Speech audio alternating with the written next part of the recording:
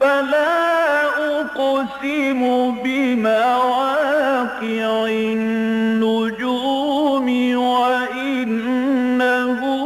لقسم لو تعلمون عظيم إنه لقرآن كريم في كتاب مكنون لا يمسه إلا المطهرون تنزيل من رب العالمين.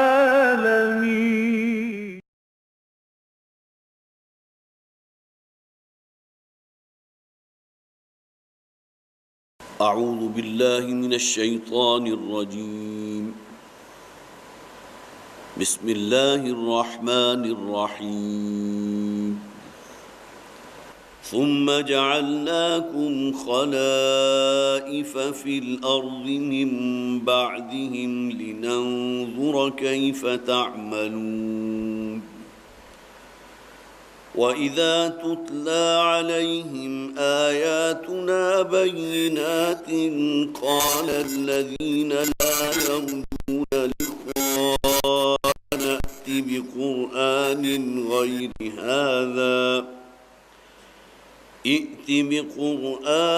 غَيْرِ هَذَا أَوْ بَدِّلْهُ قُلْ مَا يَكُونُ لِي أَنْ أُبَدِّلَهُ مِنْ تِلْقَاءِ نَفْسِي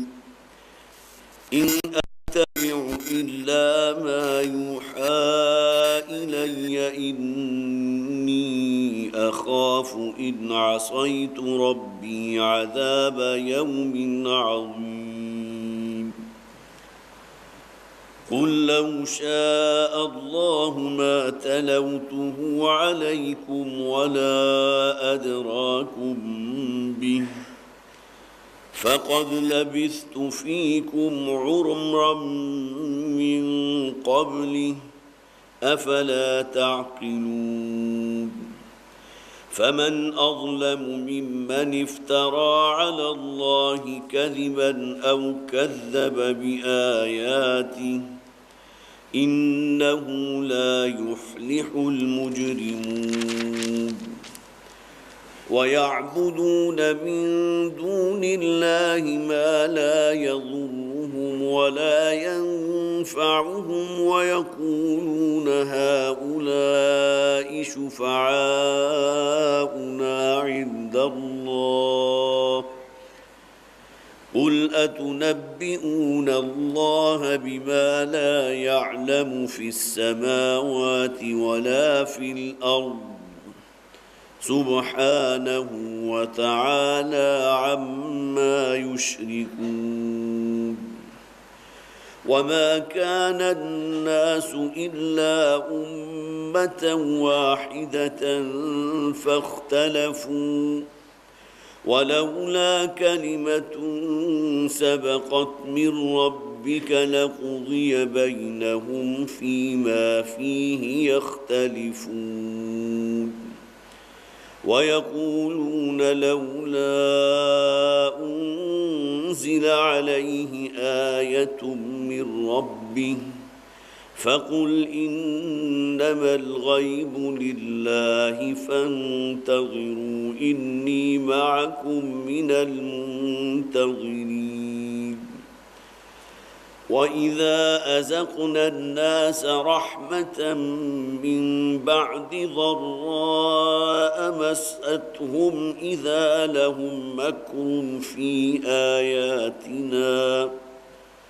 قُلِ اللَّهُ أَسْرَعُ مَكْرًا إِنَّ رُسُلَنَا يَكْتُبُونَ مَا تَمْكُرُونَ. هُوَ الَّذِي يُسَيِّرُكُم فِي الْبَرِّ وَالْبَحْرِ حَتَّى إِذَا كُنتُمْ فِي الْفُلْكِ وَجَرَيْنَ بِهِمْ بِرِيحٍ طَيِّبَةٍ وفرحوا بها جاءتها ريح عاصف وجاءهم الموج من كل مكان وظنوا أنهم أحيط بهم دعوا الله مخلصين له الدين لئن أنجيتنا من هذه لنكونن من الشاكرين فلما أنجاهم إذا هم يبغون في الأرض بغير الحق يا أيها الناس إنما بغيكم على أنفسكم متاع الحياة الدنيا ثم إلينا مرجعكم فننبئكم بما كنتم تعملون صدق اللہ العظیم رب اشرح لي صدری ويسر لي امری واحلل عقدۃ من لسانی یفقهوا قولی اللهم الہمنا رشدنا واعذنا من شرور انفسنا آمین یا رب العالمین۔ اس سورہ مبارکہ کا آغاز بہت ہی شاہانہ جلال کا تھا، اور میں نے اس سے پہلے بھی عرض کیا تھا کہ قرآن حکیم کی جو طویل صورتیں ہوتی ہیں ان کا آغاز اور اختتام اپنے اندر ایک خاص شکوہ رکھتا ہے، بہت ہی جمالی کیفیت بھی ہے، جلالی کیفیت بھی ہے۔ پھر اللہ کا تعارف جس انداز میں کرایا جاتا ہے، قرآن کا تعارف جس طرح کرایا جاتا ہے، حروف مقطعات کے فوراً بعد تلک آیات الکتاب الحکیم، یہ انتہائی محکم کتاب کی آیات ہیں۔ اور میں نے عرض کیا تھا کہ الفاظ ایسے محکم کہ جس میں کہیں کوئی رد و بدل ممکن نہیں، اللہ نے اس کی حفاظت کا ذمہ لے لیا۔ علوم وہ کہ جو قیامت تک کبھی جھٹلائے نہیں جا سکتے۔ آج کے دور میں بھی یہ بات آن ریکارڈ ہے کہ خواہ کیسی ہی سائنسی اکتشاف ہو، لیکن یہ کہ قرآن حکیم کی کسی آیت یا کسی صورت یا کسی مقام سے اس کا کوئی معاملہ جو ہے وہ لگا کھانے کا نہیں۔ یہ قرآن کا اعجاز ہے کہ اس میں جو علوم بیان کیے گئے ان کو قیامت تک کبھی رد نہیں کیا جا سکتا۔ احکامات وہ کہ جو قیامت تک جاری رہنے والے ہیں۔ اس سے پہلے خواہ تورات تھی اور اللہ تعالیٰ نے اور صحیفے جو نازل کیے تھے ان کے احکامات تو اس دور کے لیے تھے، لیکن قرآن کے احکامات وہ کہ جو قیامت تک قائم اور دائم رہنے والے ہیں۔ اور اس میں جو انباء الرسل ہیں، جو پہلی اقوام کے حالات ہیں، جو قصے بیان کیے گئے، وہ اٹل ہیں، وہ گویا کہ ایسی بڑی حقیقت ہے جس کو نہیں جھٹلایا جا سکتا۔ بلکہ تورات اور انجیل میں جہاں بہت سی خرافات شامل کر دی گئیں، قرآن حکیم نے ان کی نفی کی ہے، باقاعدہ گویا کہ جو اصل شے تھی، جو اصل حقیقت تھی، اس کو بیان کیا۔ تو اس سورہ مبارکہ کا جو آغاز کلام تھا بہت ہی شاہانہ آغاز کلام، اور فوراً بعد جو شکوہ کیا گیا کہ ہم نے انہی میں سے ایک بندے محمد کو صلی اللہ علیہ وسلم بطور رسول چن لیا، اور یہ بات کسی طرح انہیں ہضم ہونے کے لیے گویا کہ ممکن ہی نہیں ہے۔ اور اس سے پہلے اقوام کا بھی یہ معاملہ ہوا کہ جو رسول ان کی طرف بھیجا گیا، سب سے بڑا اعتراض یہ تھا کہ ایک انسان کو اللہ نے رسول بنا کر کیوں بھیجا؟ اللہ کو اگر رسول بھیجنا ہی تھا تو کسی فرشتے کو بھیجتا۔ پھر یہ کہ زمین و آسمان کی تخلیق اور اس کا انتہائی محکم نظام، اس کا ذکر کیا گیا، اور خاص طور پر پھر وہ آیہ مبارکہ جس پر ہم نے یہاں خاصا وقت لگایا تھا کہ وہ لوگ کہ جو اسی دنیا کی زندگی پر مطمئن ہو گئے۔ بہت پیاری آیت تھی وہ، ان الذین لا یرجون لقاءنا ورضوا بالحیاۃ الدنیا واطمأنوا بها، وہ لوگ کہ جنہوں ہماری ملاقات کی امید ہی نہیں ہے، گویا کہ ان کے اندر وہ ایمان تو بڑے دور کی بات ہے، ظن اور گمان کے درجے میں بھی وہ اس تصور کے قائل نہیں کہ ایک دن انہیں ہم سے ملاقات کرنی ہے، اور پھر یہ کہ انہیں اپنے اعمال کی جواب دہی کرنی ہے۔ ورضوا بالحیاۃ الدنیا، اس دنیا ہی کی زندگی پر راضی ہیں، شاد و فرحاں ہیں، اسی پر مطمئن ہیں۔ گویا کہ آگے کی نعمتیں جن کا قرآن ذکر کرتا ہے، جو احادیث میں موجود ہیں، جنتوں کی نعمتیں، ان کے بارے میں ان کے کہیں گویا کہ انہیں کوئی توقع نہیں ہے، کوئی آرزو اور امید ہی نہیں ہے۔ وَاطْمَأَنُّوا بِهَا، اور اسی دنیا کی زندگی پر پوری طرح مطمئن، بابر بعیش کوش کے عالم دوبارہ نیست۔ اور اس کے بعد پھر وہ آیات بھی ہم نے پڑھی جس میں اہل جنت کا ذکر کیا گیا، اور وہ احادیث بھی میں نے آپ کو سنائی تھی کہ اہل جنت جب جنت میں ہوں گے تو جو پرندے فضا میں اڑ رہے ہوں گے وہ بھی ان پر سلامتی بھیجیں گے، انہیں بھی اللہ تعالیٰ زبان عطا کر دے گا، اور وہ سلام علیکم طبتم، ان کے لیے گویا کہ خوشخبری ہوگی، نوید جاں فضا ہوگی، سلامتی کی آوازیں ہوں گی۔ جو فرشتے ہیں وہ بھی اہل ایمان پر، اہل جنت پر سلامتی بھیج رہے ہوں گے۔ اور سب سے بڑھ کے سورہ یاسین میں جو فرمایا گیا سلام قولا من رب الرحیم، یہ رب کائنات ان کا خالق اور مالک وہ بھی انہیں سلام کہے گا۔ سلام قولا من رب الرحیم، یہ سلامتی کا قول جو ہے گویا کہ اللہ تعالیٰ کی طرف سے جو رب رحیم ہے وہ بھی اہل ایمان کے لیے ہوگا۔ اور اس کے بعد پھر وہ آیت تھی جو بہت ہی اس حوالے سے گویا کہ فطرت کے بہت قریب ترین ہو کر بات کی گئی کہ جب بھی انسان کو کوئی تکلیف پہنچتی ہے، کسی مضرت سے دوچار ہوتا ہے، وَإِذَا مَسَّ الْإِنسَانُ الضُّرُّ دَعَانَا لِجَنبِهِ أَوْ قَاعِدًا أَوْ قَائِمًا، کھڑے ہوئے، بیٹھے ہوئے، لیٹے ہوئے، ہر وقت وہ اللہ کو پکارتا ہے کہ کسی طرح مجھے اس مصیبت سے، اس تکلیف سے نجات مل جائے۔ فَلَمَّا كَشَفْنَا عَنْهُ ضُرَّهُ، اور جب ہم اس سے اس تکلیف کو رفع کر دیتے ہیں، وہ پریشانی اس پر سے ٹال دیتے ہیں، حالات پھر سازگار ہو جاتے ہیں، مَرَّ كَأَن لَّمْ يَدْعُنَا إِلَىٰ ضُرٍّ مَّسَّ، ایسے ہو جاتا ہے گویا کہ وہ ہمیں جانتا ہی نہیں ہے، گویا کہ جو تکلیف آئی تھی اس سے پہلے جو اس نے ہمیں پکارا تھا تو تمام اللہ کا تصور اس کے ذہن سے جو ہے وہ محو ہو جاتا ہے۔ كَذَلِكَ زُيِّنَ لِلْمُسْرِفِينَ مَا كَانُوا يَعْمَلُونَ، اسی طرح اللہ تعالیٰ فرماتے ہیں کہ ہم ان مسرفین کے لیے ان کے اعمال کو بڑا مزین کر دیتے ہیں، اس لیے کہ وہ بہت سے ہیلے، یہ تو اصل میں کوئی جسے آپ کہیے فلک کج رفتار تھا،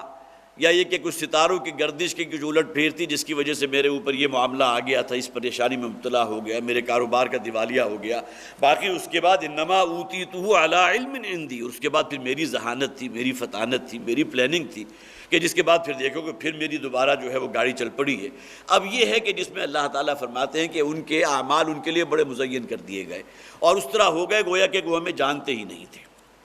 آگے فرمایا وَلَقَدْ أَهْلَكْنَا الْقُرُونَ مِنْ قَبْلِكُمْ، اے اہل قریش، اہل مکہ، ہم نے تم سے پہلے اور کتنی قوموں کو ہلاک کیا، لما ظلموا، جب کہ انہوں نے ظلم سے کام لیا تھا۔ ظاہر ہے کہ یہاں مراد ظلم سے اولاً تو شرک ہی ہے، لیکن یہ کہ اس میں وہ زیادتیاں بھی آ گئیں، وہ ناانصافیاں بھی آ گئیں، دوسروں کے حق تلفیاں بھی آ گئیں۔ وَجَاءَتْهُمْ رُسُلُهُمْ بِالْبَيِّنَاتِ وَمَا كَانُوا لِيُؤْمِنُوا، اور ان کے پاس آئے تھے ان کے رسول بڑی واضح نشانیاں لے کر، لیکن وہ تو ایمان نہیں لائے، وہ نہیں ہوئے ایمان لانے والوں میں سے۔ كَذَلِكَ نَجْزِي الْقَوْمَ الْمُجْرِمِينَ، اسی طرح اللہ تعالیٰ فرماتے ہیں ان مجرموں کو ہم سزا دیتے ہیں۔ یہ سزا ان کی دنیا بھی تھی جس کا ذکر کیا گیا کہ ہم نے ان قوموں کو برباد کر دیا، لیکن آخرت کی بڑی سزا جو ہے وہ فی الآخرۃ عذاب شدید، آخرت میں تو بڑا شدید عذاب ان کا منتظر ہے۔ ثم جعلناکم خلائف فی الارض، اور اب اے لوگوں ہم نے تمہیں خلیفہ بنا دیا ہے ان لوگوں کے بعد۔ جو پہلی قومیں تھی وہ تو اپنے اس دنیاوی انجام سے بھی دوچار ہو گئی اور آخرت میں بھی شدید ترین عذاب میں جھونکی جائیں گی۔ اب وہ خلافت اور نیابت اللہ تعالیٰ کی جو ہے تمہارے کاندھوں پر رکھ دی گئی ہے، اب تمہیں اللہ کا نائب بن کر اس دنیا میں زندگی بسر کرنی ہے اور اس نظام کو قائم کرنا ہے، نظام عدل کو قائم کرنا ہے، جو گویا کہ نیابت کا کے حوالے سے تم پر ذمہ داری بنتی ہے۔ ثم جعلناکم خلائف فی الارض من بعدہم، ان کے بعد ہم نے پھر تمہیں وہ خلافت عطا کی، لننظر کیف تعملون، تاکہ ہم دیکھ لیں کہ اب تمہارے اعمال کیسے ہیں۔ وَإِذَا تُتْلَىٰ عَلَيْهِمْ آيَاتُنَا بَيِّنَاتٍ، 13 آیات تک تو ہم پڑھ چکے تھے، اب آئیے آگے۔ اور جب ان پر پڑھی جاتی ہیں ہماری نشانیاں، ہماری آیات جو بڑی واضح ہیں، ظاہر ہے قرآن حکیم سے روشن آیات اور اس سے روشن نشانیاں اور کیا ہوں گی۔ قال الذین لا یرجون لقاءنا، دیکھیے میں نے عرض کیا تھا کہ صورت میں یہ الفاظ جو ہے 3-4 مرتبہ آئے ہیں، تو کہیں گے وہ لوگ یا کہتے ہیں وہ لوگ کہ جنہیں ہم سے ملاقات کی کوئی امید نہیں، جو آخرت پر ایمان نہیں رکھتے، جو گویا کہ توقع ہی نہیں رکھتے کہ ہم سے ملاقات ان کی ہوگی۔ ائت بقرآن غیر ھذا او بدل، یا تو قرآن لے کے آؤ اس کے سوا کوئی اور، یا اس کے اندر کوئی تبدیلی پیدا کرو۔ اب قرآن حکیم کی جو آیات ہیں ان پر کتنی گراں گزر رہی ہیں، اس لیے کہ یہاں تو واضح طور پر پہلی اقوام کے حالات بھی بیان کر دیے گئے جو بالآخر اللہ کی سزا کی مستوجب ٹھہری، اور پھر یہ کہ آگے بڑھ کر یہ کہ قرآن ان تمام چیزوں کو کھول رہا ہے، ان کے تمام مشرکانہ جو بھی مذمومہ عقائد تھے ان کو کھول رہا ہے کہ انہوں نے کن کن چیزوں کو اللہ کا نائب قرار دے دیا۔ فرشتوں کو اللہ کی بیٹیاں سمجھتے ہیں، مختلف دیویوں کے نام سے انہوں نے مورتیاں سجا کر وہاں بٹھا لی ہے، اور پھر یہ کہ قرآن کہیں اس کے اندر کوئی لچک نہیں ہے۔ وہ تو وفد بنا کر جو ہے اہل مکہ آئے تھے حضور کے سامنے اور آ کر انہوں نے یہ بات رکھی تھی، عرض کیا تھا کہ آپ کچھ نہ کچھ نرمی اس قرآن کے اندر پیدا کر لیں تو ہم بھی جو ہے آپ کے معاملے میں نرمی اختیار کریں گے۔ وَدُّوا لَوْ تُدْهِنُوا فَيُدْهِنُونَ، قرآن خود کہتا ہے یہ چاہتے ہیں کہ آپ ذرا تھوڑے سے نرم پڑے تو یہ بھی نرم پڑ جائیں گے۔ کون سی لالچ ہے کہ جو نہیں دی گئی محمد رسول اللہ صلی اللہ علیہ وسلم کو۔ تو ان کا کیا کہنا ہے کہ یا تو کوئی اور اس کے علاوہ کوئی اور قرآن لے کر آئیں جو ہمارے حالات کے مطابق ہو، جس میں وہ تلخ باتیں نہ ہوں، یہ بار بار جہنم اور عذاب کا ذکر آ رہا ہے، یہ چیزیں جو ہے ہم اب گوارہ نہیں کر سکے، بلکہ یہ کہ جیسا کہ اس سے پہلے بھی میں عرض کر چکا کہ یستعجلونک بالعذاب، جس دور میں یہ سورہ مبارکہ نازل ہوئی اور اس کی ہم مضمون اور صورتیں نازل ہوئی ہیں، تو وہ بڑی جلدی بچا رہے ہیں عذاب کے بارے میں، اس لیے کہ وہ کہتے تھے کہ ہمارے تو کان پک چکے ہیں یہ باتیں بار بار سن کر، اور پھر اب ہم اس کے لیے تیار نہیں، اب تیار ہیں پوری طرح، ویلکم کرنے کو تیار ہیں اس عذاب کو، یا یہ کہ اس کے اندر کوئی تبدیلی پیدا کر دے۔ قُلْ مَا يَكُونُ لِي أَنْ أُبَدِّلَهُ مِنْ تِلْقَاءِ نَفْسِي، اے نبی ان سے کہہ دیجئے میرا یہ کام نہیں ہے، میرے یہ شایان شان نہیں ہے، یا کسی درجے میں یہ میرے لیے ممکن نہیں کہ اس قرآن کے اندر میں کوئی تبدیلی پیدا کر دوں، من تلقاء نفسی، اپنے نفس کی جانب سے۔ غالباً سورہ حاقہ میں جو فرمایا گیا بڑے سخت ترین الفاظ ہیں،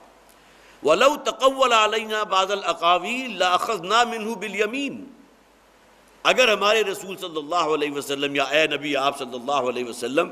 آپ اس قرآن میں کوئی شے اپنی جانب سے شامل کر دیں گے، من جانب نفس جو یہاں فرمایا گیا، من تلقاء نفسی، اپنے نفس سے اپنی جانب سے میں کوئی شے اس قرآن میں شامل نہیں کر سکتا، تو فرمایا گیا وَلَوْ تَقَوَّلَ عَلَيْنَا بَعْضَ الْأَقَاوِيلِ، اگر آپ ہم پر کوئی ایسی باتیں جو ہے جڑ دیں گے جو قرآن کا جز نہیں ہے،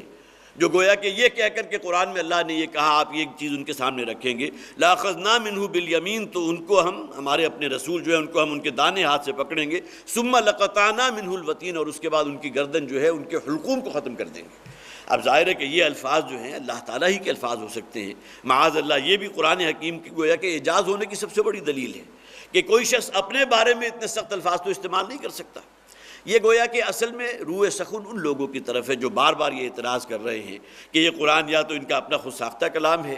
یا انہوں نے کسی سے کوئی تعلیم حاصل کی، اگرچہ آگے آ بھی جائے گا کہ جس میں یہ بات بالکل واضح ہو گئی، نہ کسی کے سامنے زانی و تلمذ حضور نے طے کیا ہے، نہ کسی عالم کی کوئی خدمات حاصل کی ہیں، نہ اس سے پہلے آپ نے کبھی کوئی قصیدہ پڑھا تھا، نہ کبھی کوئی شعر و شاعری پڑھی تھی، نہ پھر یہ کہ آپ نے کبھی قلم اپنے ہاتھ میں لیا ہے، نہ آپ نے کوئی کتابیں پڑھی ہیں، اس سب کے باوجود اس کلام کو وضع کر دینا کیسے ممکن ہے کہ نبی اکرم صلی اللہ علیہ وسلم نے اپنی طرف سے اس بات کو اللہ کی جانب منسوب کیا؟ اس سے بڑھ کر تو اور افتراء کوئی ہو نہیں سکتا۔ تو فرمایا گیا ما یکون لی ان ابدلہ من تلقاء نفسی، میرا یہ کام نہیں ہے، گویا کہ میں یہ کام نہیں کر سکتا کہ اس میں اپنی جانب سے اپنے نفس کی جانب سے کوئی اضافہ کر دوں یا کوئی تبدیلی کر دوں۔ ان اتبع الا ما یوحی الی، میں تو اتباع کروں گا اسی شے کی جو میری طرف وحی کیا گیا۔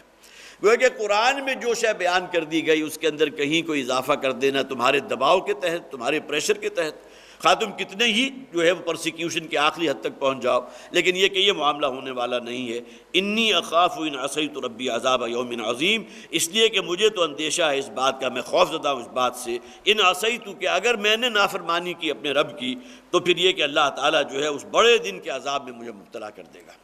ظاہر ہے کہ اس دنیا میں بھی اللہ کا عذاب کوئی وارد ہوگا،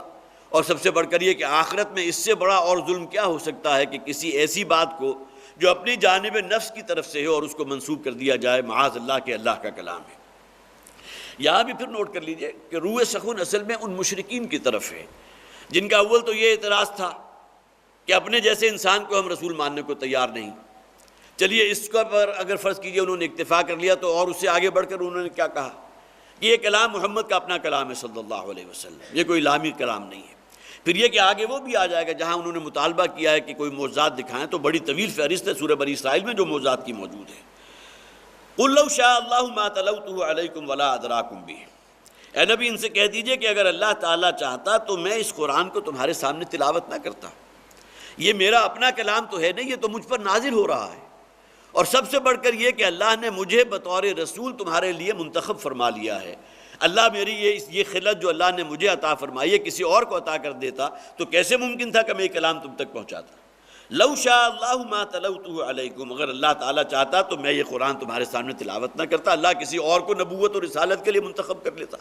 لیکن اللہ نے مجھے اس کام کے لیے منتخب کیا ہے، لہٰذا اب میرے لیے ممکن نہیں ہے کہ اس کے اندر کوئی کمی کر سکوں، کوئی بیشی کر سکوں، اس کے اندر کوئی تبدیلی واقع کر سکوں۔ ولا ادراکم بھی، اور نہ ہی میں تمہیں خبر دیتا ان باتوں کی کہ جو اس قرآن میں موجود ہے۔ یہ تو اللہ کا فیصلہ تھا، اللہ کی حکمت تھی۔ اس سے پہلے بھی یہ بات آپ حضرات کے سامنے آ چکی ہے کہ اس وقت مکہ کے رہنے والوں میں حضرت ابوبکر صدیق رضی اللہ تعالیٰ عنہ کی مثال ہے، جو گویا کہ سیرت و کردار کے اعتبار سے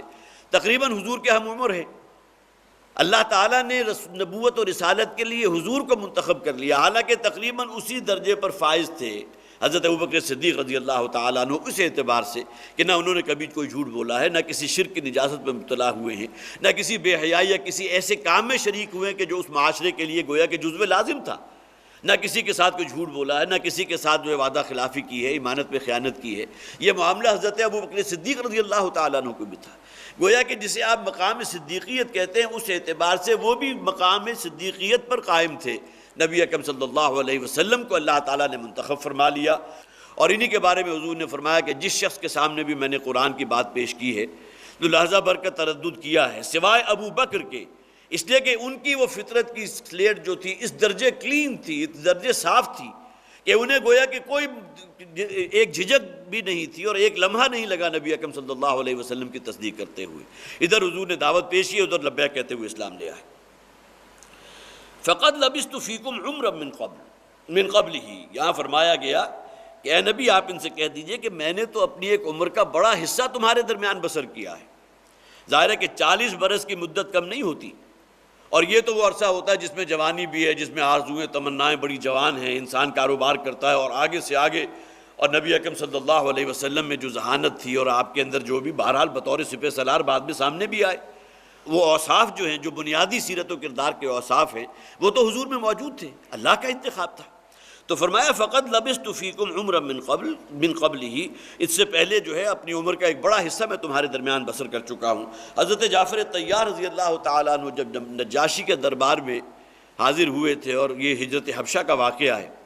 جس وفد کو لیڈ کر رہے تھے حضرت جعفر طیار رضی اللہ تعالیٰ عنہ، تو نجاشی نے اپنے دربار میں پورے وفد کو طلب کیا۔ تو نجاشی نے حضرت جعفر طیار سے سوال کیا کہ تمہارے نبی کیسے ہیں؟ تو انہوں نے کہا وہ ہمارے معاشرے کے انتہائی ایک سعادت مند اور ایک انتہائی شریف النفس انسان ہے۔ پھر ان کی دعوت کیا ہے؟ حضرت جعفر طیار نے سورہ مریم کی آیات پڑھی ہیں اور وہ سنا دی ہے۔ اس موقع پر روایات میں ہے کہ حضرت جعفر طیار نے یہ بھی کہا تھا، جب نجاشی نے حضور کی سیرت و کردار کے بارے میں پوچھا، اس لیے کہ ابھی گویا کہ ہجرت حبشہ غالباً سن 6 یا 7 میں ہوئی ہے، اس سے پہلے تو ابھی حضور پر آغاز وحی میں جو ہے کل 6-7 برس گزرے تھے۔ اس سے پہلے کی عمر کو حضرت جعفر طیار نے بطور استشہاد پیش کیا ہے کہ یہ وہ شخص ہے جنہوں نے 40 برس کا عرصہ نبوت سے پہلے کا ہمارے درمیان بسر کیا، اور ہم میں سے کسی کو حضور سے جو ہے جھوٹ کا یا دھوکہ دہی کا یا کسی اعتبار سے غلط بیانی کا یا یہ کہ بنیادی جو انسانی صفات ہوتے ہیں اس کے منفی کوئی شے ہم نے نبی اکرم صلی اللہ علیہ وسلم کی سیرت و کردار میں نہیں دیکھی۔ تو یہ بات حضرت جعفر طیار نے کہی، اور یہی معاملہ ہوا تھا ہرقل کے دربار میں جب وہ ابو سفیان کو طلب کیا گیا، اور پھر پیدر پہ اس نے بہت سے سوالات کیے ہیں حضور کے بارے میں کہ حضور کی گویا کہ وہی بنیادی اوصاف ہے، اس کے بارے میں پوچھا۔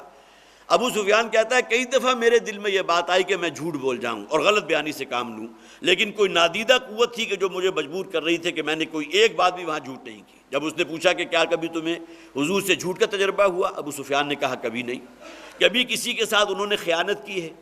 کبھی کوئی ایسی بات کی ہے جو جسے گناہ کے درجے میں کہا جاتا ہے؟ یا یہ کہ ان کے خاندان میں کہیں کوئی ایسا ہوا ہے کہ کئی بادشاہت چلی آ رہی ہو اور اس کے درجے میں گویا کہ پھر بعد میں آنے والی نسل میں ان کے اندر بھی وہ جذبہ پیدا ہو کہ جی میرے آباء و اجداد میں یہ بادشاہت تھی اور ان کو جو ہے وہ سرداری حاصل تھی، وہ سرداری مجھے بھی حاصل کرنی ہے؟ ابو سفیان نے کہا کہ نہیں، ان خاندان کے اندر جو ہے کہیں کوئی اس قسم کی بادشاہت نہیں تھی۔ اچھا، ان کے خاندان میں کوئی نبی اور رسول گزرا ہو کہ شاید بعد میں آنے والی نسل کا کوئی شخص جو نبوت اور رسالت کا دعویٰ اس بنیاد پر کر دے؟ تو اس پر بھی ابو سفیان نے کہا نہیں، ان کے جو ہے خاندان میں کہیں حضرت عیسیٰ کا معاملہ جو ہے وہ تو بنی اسرائیل میں سے تھے، جبکہ نبی اکرم صلی اللہ علیہ وسلم بنی اسماعیل میں سے، اور حضور کے اور حضرت اسماعیل کے مابین تقریباً 2500 برس کا فصل ہے۔ اس دوران جو ہے گویا کہ نبوت اور رسالت تو اس خاندان میں نہیں تھی۔ اس کے وہ گویا کہ وہ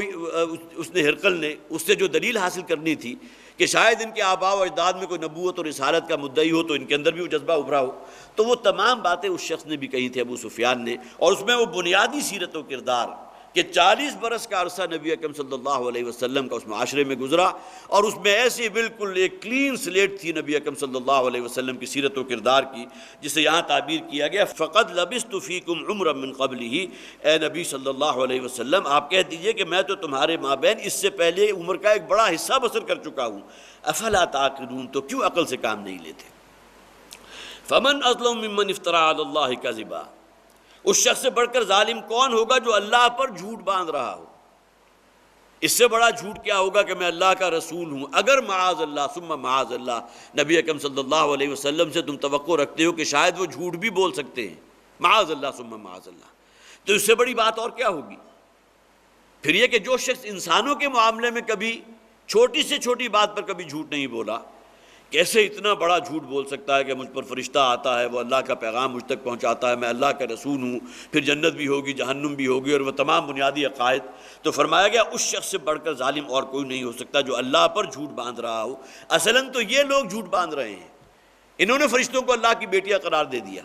انہوں نے بہت سے بزرگوں اور اپنے جو بھی اولیاء اللہ تھے ان کے سامنے جو ہے انہوں نے دہائی دی ہے، ان سے مدد ہے، اس سے استنتاج ہے، استمداد ہے، یہ تمام معاملات یہ کر رہے ہیں۔ او کذب بآیاتی، یا یہ کہ اس سے بڑھ کر ظالم کون ہوگا کہ جو اللہ کی آیات کی تکذیب کر رہا ہو۔ انہ لا یفلح المجرمون، یقیناً یہ مجرم جو ہیں، جو بھی یہ جرائم پیشہ ہیں، اس معنی میں ان سے بڑا مجرم کوئی نہیں کہ جو اللہ پر جھوٹ باندھ رہا ہو، یقیناً وہ لوگ جو ہے کبھی فلاح حاصل نہیں کر سکتے۔ وَيَعْبُدُونَ مِن دُونِ اللَّهِ مَا لَا يَضُرُّهُمْ وَلَا يَنفَعُهُمْ، اور یہ تو پرستش کرتے ہیں، عبادت کرتے ہیں اللہ کے سوا ان کی کہ نہ انہیں کوئی ضرر پہنچا سکتے ہیں نہ کوئی نفع پہنچا سکتے ہیں۔ وَيَقُولُونَ هَؤُلَاءِ شُفَعَاؤُنَا عِندَ اللَّهِ، اور اسی پر بس نہیں ہے کہ نہ صرف یہ کہ وہ نہ کوئی نفع پہنچا سکتے ہیں نہ ضرر پہنچا سکتے ہیں، بلکہ اس سے آگے بڑھ کر یہ کہتے ہیں کہ یہ وہ ہیں کہ جو اللہ کے ہاں ہماری سفارشی ہوں گے، ہماری شفاعت کریں گے۔ قُلْ أَتُنَبِّئُونَ اللَّهَ بِمَا لَا يَعْلَمُ فِي السَّمَاوَاتِ وَلَا فِي الْأَرْضِ، اے نبی ان سے کہہ دیجئے کہ کیا تم اللہ کو جتلا رہے ہو؟ کیا تم اللہ کے علم میں اضافہ کرنا چاہتے ہو؟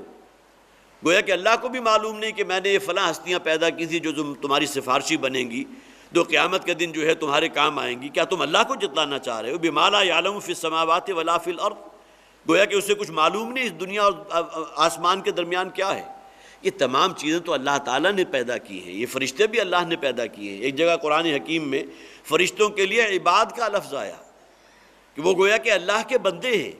تم نے انہیں الوہیت میں قرار دے دیا، تم یہ سمجھتے ہو اللہ تعالیٰ نے اپنے کچھ اختیارات جو ہے فرشتوں کو بھی گویا کہ وہ تفویض کر دیے ہیں، اور پھر اللہ کے بجائے تم فرشتوں کو پکارتے ہو تاکہ تمہارا کام وہ بنا سکے، تمہارا کام وہ سنوار سکے۔ سبحانہ و تعالی عما یشرکون، اللہ تعالیٰ بہت پاک ہے، بہت بلند و برتر ہے، اور بہت اونچا ہے ان تمام باتوں سے جو یہ شرک اللہ کی طرف منسوب کر رہے ہیں۔ ان کی جو نظر محدود ہے، انہوں نے اللہ کو بھی وہی جانا جو اپنے ذہن میں وہ کسی بڑے بادشاہ کا تصور رکھتے ہیں۔ بادشاہ بھی جو ہے اکیلا تو کسی سلطنت کو نہیں چلا سکتا، اسے بھی اپنے نائبین کی ضرورت ہوتی ہے، اور اپنے اختیارات وہ دوسروں کو بھی کسی درجے میں تفویض کر دیتا ہے، اگرچہ کلی اختیار اس کے پاس ہے۔ فرعون نے بھی کہا تھا انا ربکم الاعلیٰ، میں ہوں تمہارا رب اعلیٰ، کس معنی میں؟ اس نے کبھی یہ دعویٰ تو نہیں کیا تھا کہ میں نے تمہیں پیدا کیا ہے، میں نے آسمان میں ایک سورج اور چاند جو ہے وہ میں نے پیدا کیے ہیں، اور وہ بہت بلند و بالا ہے ان تمام مشرکانہ عقائد سے جو تم نے اللہ کے ساتھ وابستہ کر لیے۔ وما كان الناس الا امة واحدہ، اور لوگ نہیں تھے مگر ایک ہی امت واحد۔ یا امت سے مراد کیا ہے؟ طریقہ۔ حضرت آدم سے لے کر محمد رسول اللہ صلی اللہ علیہ وسلم سے دین ہمیشہ سے ایک رہا، وہ دین توحید تھا۔ کسی زمانے میں بھی اللہ نے جس رسول کو بھیجا اس کی صرف ایک ہی بات تھی، ایک ہی دعوت تھی، یا قوم اعبدوا اللہ ما لکم من الہ غیرہ، اے میری قوم کے لوگوں اللہ کی پرستش کرو، اس کی بندگی اختیار کرو، اسی کا کہنا مانو، اسی کی اطاعت کرو، اس لیے کہ اس کے سوا اور کوئی معبود نہیں ہے، تمہارے تمام رکے ہوئے کاموں کا وہ بنانے والا ہے، تمہاری تمام احتیاجوں کا وہ پورا کرنے والا ہے۔ وَإِذَا مَرِضْتُ فَهُوَ يَشْفِينِ، اگر کوئی شخص بیمار ہو جاتا ہے تو شفا کہاں سے ملتی ہے؟ یہ ٹھیک ہے عالم اسباب میں اللہ تعالیٰ نے بھی اس کا حکم دیا ہے، پھر یہ کہ اس سے بڑھ کر نبی اکرم صلی اللہ علیہ وسلم کی احادیث بھی موجود ہیں، قرآن میں تو اس درجے میں اگرچہ وہ بات تو نہیں ہے کہ اللہ نے حکم دیا ہو کہ ادویات کو استعمال کرو، لیکن تمام اسباب جو ہیں ان سے اپنے آپ کو منقطع کر لینا وہ تو ہمارے دین کی بات نہیں ہے، حکمت کے خلاف ہے۔ لیکن یہ کہ اصلاً اعتماد اور توکل وہ اللہ کی مدد اور اس کی تائید پر ہوگا تو اللہ تعالیٰ یا نصرت سے ہمکنار کرے گا۔ تو وما کان الناس الا امۃ واحدہ، لوگ جو ہیں وہ تو ہمیشہ سے ایک ہی طریقے پر رہے، دین ہمیشہ سے دین توحید رہا۔ فاختلفوا، لیکن اس کے بعد لوگوں میں اختلاف پیدا ہو گیا۔ ان میں سے بہت سے وہ تھے جنہوں نے سورج کو اپنا دیوتا مان لیا، اسے خدا سمجھتے رہے، چاند کو خدا سمجھتے رہے، آگ کی پرستش کرنے لگے، فرشتوں کو اللہ کی بیٹیاں قرار دے دیا۔ وَلَوْلَا كَلِمَةٌ سَبَقَتْ مِن رَبِّكَ لَقُضِيَ بَيْنَهُمْ فِيمَا فِيهِ يَخْتَلِفُونَ، اور اگر اللہ تعالیٰ کی طرف سے ایک بات پہلے ہی طے نہ کر دی گئی ہوتی، یہاں کون سی بات مراد ہے؟ کہ اللہ تعالیٰ کی وہ سنت کہ اللہ انہیں ڈھیل دے گا، یہ نہیں ہوتا کہ ادھر کسی شخص نے کسی جرم کا ارتکاب کیا تو اللہ کی طرف سے فوراً پکڑ آ جائے۔ یہ دنیا اس اعتبار سے دارالجزا نہیں ہے، دارالجزا تو آخرت ہے۔ یہاں اللہ تعالیٰ ڈھیل دیتا ہے، جس طرح کہ کسی مچھلی کا شکار کرنے والا اگر وہ کانٹا جو ہے مچھلی کے حلق میں پھنس جائے تو فوراً نہیں کھینچا بلکہ تھوڑا سا ڈھیل دیتا ہے تاکہ وہ خوب اچھی طرح مچھلی جو ہے اسے اپنے جو بھی اس کا تالو ہے اس کے اندر پھنسا لے، اور اس کے بعد وہ کھینچے گا تو مچھلی جو ہے وہ چلی آئے گی اس کی طرف۔ اللہ تعالیٰ کی طرف سے تمام اقوام کے معاملے میں بھی اور افراد کے معاملے میں بھی، اور واقع یہ ہے کہ انسانوں کے جو گناہ ہیں، ان کی جو کرتوتیں ہیں، اگر اللہ تعالیٰ فوراً عذاب بھیج دے اور فوراً پکڑ لے تو ظاہر ہے کہ پھر معاملہ بہت جلدی چکا دیا جائے۔ تو وَلَوْلَا كَلِمَةٌ سَبَقَتْ مِن رَبِّكَ، اللہ تعالیٰ کی طرف سے اگر ایک بات پہلے ہی طے نہ کر دی گئی ہوتی، لَقُضِيَ بَيْنَهُمْ فِي مَا فِيهِ يَخْتَلِفُونَ، تو ان کے درمیان فیصلہ کر چکا دیا جاتا ان تمام باتوں کے بارے میں جو اختلاف کر رہے ہیں۔ یہ اختلاف کرنے والی باتیں کون سی تھیں؟ توحید میں مشرکانہ عقائد کا جنم لے لینا، پھر یہ کہ قیامت یہ کوئی شے نہیں، اگر ٹھیک ہے قیامت لانی ہے تو ہمارے اوپر لے آؤ، یہ تمام باتیں جو ہیں گویا کہ اللہ تعالیٰ کی طرف سے عذاب آتا اور یہ تمام باتیں ویسے ہی ختم ہو جاتی ہیں۔ لیکن یہ اللہ کی سنت ہے کہ اللہ تعالیٰ جو ہے وہ ڈھیل دیتا ہے، وہ مہلت دیتا ہے، اور یہ تمہیل کا فلسفہ جو ہے قرآن میں بھی بیان ہوا ہے، اللہ تعالیٰ فوراً نہیں پکڑتا۔ وَيَقُولُونَ لَوْلَا أُنزِلَ عَلَيْهِ آيَةٌ مِّن رَبِّهِ، اور یہ لوگ کہتے ہیں کیوں نہیں ان پر کوئی ان کے رب کی طرف سے کوئی نشانی اور کوئی معجزہ جو ہے یہ لے کر کیوں نہیں آتے، کوئی ایسی آیت کیوں نہیں ان پر نازل ہوتی۔ یا آیت سے مراد معجزہ ہے، اس لیے کہ قرآن حکیم کی آیات تو نازل ہو رہی تھیں۔ یہ الگ بات ہے کہ ان لوگوں نے اس کی تردید کر دی تھی، اس کو اللہ کا کلام ماننے کو تیار نہیں تھے، اللہ کے رسول صلی اللہ علیہ وسلم کو اللہ کا فرستادہ ماننے کو تیار نہیں تھے۔ لیکن یہ کہ بہرحال ان کا جو اصل مطالبہ تھا وہ معجزات کا تھا، اور وہ سورہ بنی اسرائیل کی 4 آیات ہیں کہ جن کے اندر یہ بھی، چونکہ جیسا کہ سورہ بنی اسرائیل یہ بھی مکی صورت ہے، اور سورہ یونس سے لے کر 14 صورتیں جو آخر سورہ مومنون تک گئی ہیں وہ بھی تمام مکی صورتیں ہیں۔ تو سورہ بنی اسرائیل کی آیت نمبر 90 سے لے کر اور 93 تک 4 آیات میں وہ مطالبات بیان کیے گئے۔ وَقَالُوا لَن نُؤْمِنَ لَكَ حَتَّى تَفْجُرَ لَنَا مِنَ الْأَرْضِ يَنبُوعًا، سب سے پہلا مطالبہ کیا تھا کہ ہم تو آپ پر ایمان نہیں لائیں گے جب تک کہ اس سنگلاخ زمین میں ہماری نگاہوں کے سامنے آپ کو چشمہ روانہ کر دیں۔ اگر آپ کو نبی ہونے کا دعویٰ ہے تو یہ معجزہ کر کے دکھائیں۔ او تکون لک جنت من نخیل وعنب، یا یہ کہ آپ کے لیے ہمارے دیکھتے ہی دیکھتے اس مکے کے اندر ایک باغ پیدا کر دے اللہ، یا آپ خود پیدا کر کے دکھائیں کہ جس میں کھجور کے درخت بھی لگے ہوں اور وہ اپنے پھلوں سے بھرے ہوئے ہوں، لدے ہوئے ہوں، اور پھر اس وعنب اور اس میں انگور کی بیلیں بھی موجود ہیں، فتفجر الانہار خلالها تفجیرا، اور یہی نہیں بلکہ اس باغ کے اندر چشمے بھی رواں ہوں اور نہریں بھی رواں ہوں۔ او تسقط السماء کما زعمت علینا کسفا، چوتھا مطالبہ کیا تھا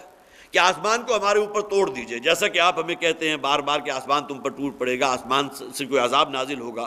او تأتی باللہ والملائکۃ قبیلا، اور پانچواں مطالبہ یہ کہ آپ اللہ کو اور فرشتوں کو ہماری نگاہوں کے سامنے لے آئیں۔ آخر آپ کہتے ہیں نا اللہ نے مجھے بھیجا، تو اللہ کو ہم اپنی نگاہوں سے کیوں نہیں دیکھ لیتے؟ جیسا کہ حضرت موسیٰ علیہ السلام کی قوم نے بھی کہا تھا کہ لن نؤمن لک حتی نری اللہ جہرۃ، اے موسیٰ ہم تو تم پر ایمان نہیں لائیں گے جب تک اپنی آنکھوں سے عیاناً اللہ کو نہ دیکھ لیں۔ یہ مطالبہ مشرکین مکہ نے بھی کر دیا۔ او یکون لک بیت من زخرف، چھٹا مطالبہ کیا تھا کہ آپ کے لیے یہی ایک جو ہے بہت خوبصورت محل بن جائے جو سنہرا ہو، جو سونے کا، زخرف سونے کو کہتے ہیں، فضہ چاندی کو کہتے ہیں۔ او ترقی فی السماء، ساتواں مطالبہ یہ کہ ہماری نگاہوں کے سامنے آسمان پر آپ پرواز کر کے دکھائیں، یہاں سے ہم دیکھیں کہ آپ آسمان کی طرف جا رہے ہیں، آسمانی سفر کر کے دکھائیں۔ وَلَن نُؤْمِنَ لِرُقِيِّكَ حَتَّى تُنَزِّلَ عَلَيْنَا كِتَابًا نَقْرَؤُهُ، اور پھر یہ 8ویں درجے میں، اور پھر بھی ہم آپ پر اس وقت تک ایمان نہیں لائیں گے جب تک کہ آپ ہمارے اوپر نازل نہ کریں، یا آپ نازل نہ ہو ایک ایسی کتاب لے کر جسے ہم خود پڑھ سکیں۔ اور ایک اور مقام پہ فرمایا گیا فَلَمَسُوهُ بِأَيْدِينَا، اس کتاب کو ہم اپنے ہاتھ سے مس کر کے خوب اچھی طرح دیکھ لیں کہ ہاں یہ مادی وجود ہے اس کتاب کا، یہ ہماری کوئی نظر بندی نہیں کر دی گئی۔ یہ 8 مطالبات کیے گئے ہیں، سورہ بنی اسرائیل کی 4 آیات میں پوری کی پوری لسٹ دے دی۔ قُلْ سُبْحَانَ رَبِّي هَلْ كُنْتُ إِلَّا بَشَرًا رَسُولًا، اے نبی ان سے کہہ دیجئے میرا رب تو بہت اعلیٰ و عرفہ ہے، بہت پاک ہے۔ جو تم نے تصورات میرے رب کے ساتھ وابستہ کر رکھے ہیں اس میں کہیں دور پار کی بھی کوئی حقیقت نہیں، وہ ان تمام کمیوں سے، کوتاہیوں سے پاک ہے۔ هَلْ كُنْتُ إِلَّا بَشَرًا رَسُولًا، میں نے کب دعویٰ کیا کہ میرے اندر کوئی خدائی کا دعویٰ میں نے آج تک کیا ہے؟ میں نے کبھی یہ کہا کہ یہ قرآن میرا خود اپنا کلام ہے؟ یہ اللہ کا کلام ہے۔ پھر جو معجزات اللہ تعالیٰ عطا فرمائے گا کسی انسان یا کسی نبی اور رسول کے بس میں نہیں ہے کہ از خود وہ معجزہ دکھا دے، ہاں اللہ تعالیٰ کی حکمت میں ہوگا تو معجزہ دکھا دے گا۔ اور اس سے پہلے بھی میں عرض کر چکا ہوں کہ نبی اکرم صلی اللہ علیہ وسلم کا اصل معجزہ تو یہ قرآن حکیم ہے جو حضور نے بطور چیلنج پیش کیا۔ تو یہاں فرمایا گیا وَيَقُولُونَ لَوْلَا أُنزِلَ عَلَيْهِ آيَةٌ مِّن رَبِّهِ، یہ کہتے ہیں کہ ان پر ان کے رب کی طرف سے کوئی بڑی نشانی، بڑا معجزہ کیوں نہیں نازل ہوتا؟ فَقُلْ إِنَّمَا الْغَيْبُ لِلَّهِ فَانْتَظِرُوا إِنِّي مَعَكُم مِّنَ الْمُنتَظِرِينَ، تو اے نبی ان سے کہہ دیجئے کہ غیب کی باتیں یا وہ معجزات جس کا تم تقاضا کر رہے ہو وہ تو اللہ کے پاس سے ہیں، اللہ کے اختیار میں ہیں، وہ میرے اختیار میں نہیں ہے۔ فَانْتَظِرُوا، تو ٹھیک ہے تم بھی منتظر رہو، انتظار کرو۔ إِنِّي مَعَكُم مِّنَ الْمُنتَظِرِينَ، اور میں بھی تمہارے ساتھ منتظر بیٹھا ہوں، اب میں انتظار کروں گا تمہارے انجام کا۔ کیا جب کہ اللہ تعالیٰ تمہیں میں سے بہت سے لوگوں کو ایمان کی توفیق عطا فرما دے، اس لیے کہ مکی صورت ہے، حضور پر ایمان لانے والے ممکن ہے بہت سے ایسے ہوں کہ جو اس سورہ مبارکہ کے نازل ہونے کے بعد بھی ایمان لائیں۔ اور پھر یہ کہ اس سے بڑھ کر بھی وہ دن بھی کوئی زیادہ دور نہیں ہے کہ جب کہ اسی شہر مکہ میں فاتح کی حیثیت سے داخل ہوں گا، وہ تمہارا گویا کہ انجام ہوگا، اور تم اپنی نگاہوں سے دیکھ لو گے کہ وہ اللہ تعالیٰ کی تائید اور نصرت کس کے ساتھ ہے۔ تو فَانْتَظِرُوا إِنِّي مَعَكُم مِّنَ الْمُنتَظِرِينَ، تو تم بھی سراپا انتظار کرو اور ہم بھی تمہارے انجام کے بارے میں منتظر ہیں۔ وَإِذَا أَذَقْنَا النَّاسَ رَحْمَةً مِّن بَعْدِ ضَرَّاءَ مَسَّتْهُمْ، دیکھیے اب پھر وہی بات آ گئی، اور جب ہم لوگوں کو رحمت پہنچاتے ہیں، ہماری رحمت انہیں ڈھانک لیتی ہے اس کے بعد کہ انہیں کوئی تکلیف پہنچی تھی۔ اس سے پہلے بھی میں نے عرض کیا تھا کہ اس سے پہلے جو آیت ہم نے پڑھی تھی اس میں بھی اصل میں وہ پس منظر میں قحط مکہ کا واقعہ ہے۔ غالباً 3 برس ایسے گزرے ہیں مکہ میں کہ شدید قحط تھا، اور ابو سفیان ایک پورا وفد لے کر حضور کے پاس حاضر ہوا تھا کہ اپنے رب سے دعا کیجئے کہ ہمارے اوپر سے یہ مشکل وقت ٹال دے اور یہ قحط کا معاملہ جو ہے ختم ہو جائے۔ تو اللہ کے رسول صلی اللہ علیہ وسلم نے اللہ کے حضور دعا کی، اللہ تعالیٰ نے اس قحط کو ٹال دیا۔ فرمایا گیا وَإِذَا أَذَقْنَا النَّاسَ رَحْمَةً مِّن بَعْدِ ضَرَّاءَ مَسَّتْهُمْ، اور جب ہم انہیں اپنی رحمت سے ڈھانک لیتے ہیں، رحمت کا مزہ چکھاتے ہیں اس تکلیف کے بعد کہ جو انہیں پہنچی تھی، اس قحط کے بعد جب وہ قحط ختم ہو گیا، خوشحالی آ گئی۔ اذا لهم مکر فی آیاتنا، تو یہی لوگ وہ تھے کہ جو پھر مکر کرنے لگے ہماری آیات کے بارے میں۔ انہی آیات قرآنیہ کے استہزاء ہے، اگرچہ مکر کہتے ہیں اصل میں خفیہ منصوبہ، کسی کے علم میں نہ آ جائے کوئی ایسی تدبیر کرنا کہ جس سے انسان اپنا مقصد حاصل کر لے۔ اور نبی اکرم صلی اللہ علیہ وسلم کو تو شہید کرنے تک کے لیے ان کے پلاننگ بن چکی تھی، کیا کچھ نہیں کیا۔ اور پھر یہ کہ حضور تو مکے سے مایوس ہو کر طائف تشریف لے گئے تھے۔ یہ تمام ان لوگوں کی باتیں تھیں، ان کے مکر تھے کہ جو فرمایا گیا کہ اللہ تعالیٰ جب ان میں اپنی رحمت جو ہے اس کا نزول فرماتا ہے، ان سے اس تکلیف کو دور کر دیتا ہے، قحط ختم ہو گیا۔ اذا لهم مکر فی آیاتنا، تو یہ پھر ہیلے بہانے کرنے لگے، مکر کرنے لگے۔ اس وقت تو یہ کہا تھا انہوں نے کہ اپنے رب سے دعا کیجئے اللہ تعالیٰ اس مشکل وقت کو ہم پر سے ٹال دے، گویا کہ بین السطور یہ بات بھی موجود تھی کہ ہم آپ پر ایمان لے آئیں گے، لیکن یہ کہ جب اللہ تعالیٰ نے اس مصیبت کو ان کے اوپر سے ٹال دیا تو پھر اسی جو ہے ہیلے کے اندر، انہی اپنی چالوں کے اندر مصروف ہو گئے۔ قل اللہ اسرع مکرا، اے نبی ان سے کہہ دیجئے کہ اللہ تعالیٰ کی بھی اپنی تدبیر ہے، ایک چال تمہاری ہے، ایک اللہ کی تدبیر ہے۔ تم نے تو پوری پلاننگ کی تھی حضور کو شہید کرنے کے لیے، اور اللہ کی تدبیر کیا تھی کہ نبی اکرم صلی اللہ علیہ وسلم ان تمام لوگوں کے سامنے جو اپنے ہاتھوں میں ننگی تلواریں سوتے کھڑے تھے کہ جب حضور جو ہے وہاں سے نکلیں گے تو آپ یک بار بھی آپ پر حملہ کر دیں گے۔ اللہ تعالیٰ کی تدبیر کیا تھی؟ ان کی نگاہوں کے سامنے پردہ ڈال دیا، حضور صلی اللہ علیہ وسلم ان کی نگاہوں کے سامنے سے نکل گئے۔ قل اللہ اسرع مکرا، اے نبی ان سے کہہ دیجئے کہ اللہ تعالیٰ کی تدبیر جو ہے وہ بہت زیادہ ہے، ان کی تدبیریں کہیں پیچھے رہ جائیں گی۔ ان رسولنا یکتبون ما تمکرون، یقیناً ہمارے جو فرشتے ہیں، ہمارے جو رسول ہیں، یہاں رسول سے مراد فرشتے ہیں، یکتبون ما تمکرون، اور جو تمہاری مکر ہیں، جو تمہاری تدبیریں ہیں، جو تمہارے اقوال ہیں، جو تمہارے افعال ہیں، ہر شے وہ لکھ رہے ہیں۔ یہ منکر اور نکیر اللہ تعالیٰ نے کرامن کاتبین، احادیث میں بھی ان کا ذکر موجود ہے، سورہ انفرطان میں بھی موجود ہے۔ اس کی تعبیر اگرچہ یہ کی گئی ہے کہ دائیں کندھے کے اوپر ایک فرشتہ ہے کہ جو انسان کے نیک اعمال کا لکھنے والا ہے، بائیں کندھے پر فرشتہ وہ ہے جو بد اعمالوں کا، اور پھر یہ کہ وہ انسان اپنی خرافات جو زبان کے ذریعے برآمد کرتا ہے اس کو لکھتا ہے، جس میں جھوٹ ہے، غیبت ہے اور تمام چیزیں اس میں آ جاتی ہیں۔ ان رسولنا، یقیناً ہمارے فرشتے ہیں، یکتبون ما تمکرون، کہ جو لکھ رہے ہیں ان تمام باتوں کو جو تم کرتے ہو، جو تمہارے ہیلے ہیں، جو بہانے ہیں اور جو تمہاری چال بازیاں ہیں۔ هو الذی یسیرکم فی البر والبحر، وہی اللہ ہے کہ جو تمہیں اس بحر و بر میں لیے پھر رہا ہے۔ اسے تم اپنی طاقت پر یہ نہ سمجھو کہ اس کی بنیاد پر تم یہ سمندروں کے جو ہے سینے چیرتے ہوئے کہیں سے کہیں جا رہے ہو۔ یہ اللہ تعالیٰ کا اذن ہے، اللہ نے تمہیں بھی ذہانت دی جس کی بنیاد پر تم نے کشتیاں بنا لی، وہ کشتیوں سے آگے بڑھ کر اب بادبانی جہاز اس وقت ہوا کرتے تو اب جو ہے دخانی آ گئے، پھر اٹامک انرجی سے چلنے والے بھی کتنے ہی جہاز ہیں کہ جو سینہ جو ہے چیرتے ہوئے سمندر کا اپنی منزل کی طرف رواں دواں ہیں۔ تو اللہ تعالیٰ ہی ہے کہ یہ تمام چیزیں اسی کے حکم کے تابع ہیں۔ تو اللہ تعالیٰ تمہیں لیے پھر رہا ہے، هو الذی یسیرکم فی البر والبحر، خواہ وہ یہ بر ہو یا بحر ہو، اللہ تعالیٰ ہی جو ہے تمہارے لیے اسباب پیدا کر رہا ہے۔ حتی اذا کنتم فی الفلک، یہاں تک کہ جب تمہارا معاملہ وہ ہوتا ہے کہ تم کسی کشتی میں ہوتے ہو، کسی بادبانی جہاز میں ہوتے ہو، وجرین بہم بریح طیبۃ، اور پھر یہ کہ وہ کشتی تمہیں لے کر چل رہی ہے اس باد سازگار کے ساتھ، وہ جو ہوا جو بہت سازگار ہے تمہارے منزل کی طرف تمہیں لیے جا رہی ہے، وہ فرحوا بہا، اور اس کشتی پر جو لوگ سوار ہیں وہ بڑے مطمئن ہیں، بڑے خوش ہیں کہ بہت ہی اچھی جو ہے جسے آپ کہیے کہ عمدہ ہوا ہے کہ جس کے ذریعے ہم اپنی منزل کی طرف چلتے چلے جا رہے ہیں۔ جاءتھا ریح عاصف، اچانک ان پر آتی ہے بہت تیز و تند ہوا، جھکڑ چڑھنے لگا۔ وجاءہم الموج من کل مکان، اور پھر وہ ہر طرف سے جو ہے بڑی بڑی موجیں ان کی کشتی کی طرف بڑھنے لگتی ہیں۔ وظنوا انہم احیط بہم، اور انہیں یقین ہو جاتا ہے، وہ گمان کر لیتے ہیں کہ اب تو وہ گر گئے، اب تو گویا کہ موت انہیں اپنے سر پر کھڑی منڈلاتی نظر آ رہی ہے۔ اس سے پہلے کیفیت کیا تھی کہ بڑی خوشیاں بھی ہیں اور بہت جو ہے مطمئن ہے کہ اپنے منزل کی طرف جو ہے شادہ و فرحاں جا رہے ہیں، ہوا بھی بڑی سازگار ہے، لیکن اسی ہوا میں جب تندی آ گئی اور اس کے اندر تیزی آ گئی، بہت تیز و تند جو ہے طوفان باد و بارہ کی شکل ہو گئی، اور بڑی اونچی اونچی موجیں جو اپنی طرف بڑھتی ہوئی نظر آئیں۔ وظنوا انہم احیط بہم، اور انہوں نے کہا آج تو ہم گھیر لیے گئے ہیں، آج تو ہم قابو میں آ گئے۔ دعوا اللہ مخلصین لہ الدین، تو وہ پکارتے ہیں اپنے دین کو صرف اس کے لیے خالص کرتے ہوئے، اللہ کو پکارتے ہیں۔ اس موقع پر یہ دلیل قرآن نے اور بھی کئی مقامات پر دی ہے، اس موقع پر اور کوئی انہیں یاد نہیں آتا، جیسا کہ حضرت اکرمہ رضی اللہ تعالیٰ عنہ، ان کا میں نے واقعہ آپ کو بیان کیا تھا کہ وہ بھی اسی طرح جب وہ 4 مہینے مہلت والے تھے جب ختم ہو گئے اور وہ حضور پر ایمان نہیں لائے، اور اب گویا کہ اب ان کے لیے کوئی امکان نہیں ہے کہ جزیرہ نما عرب میں رہ سکے،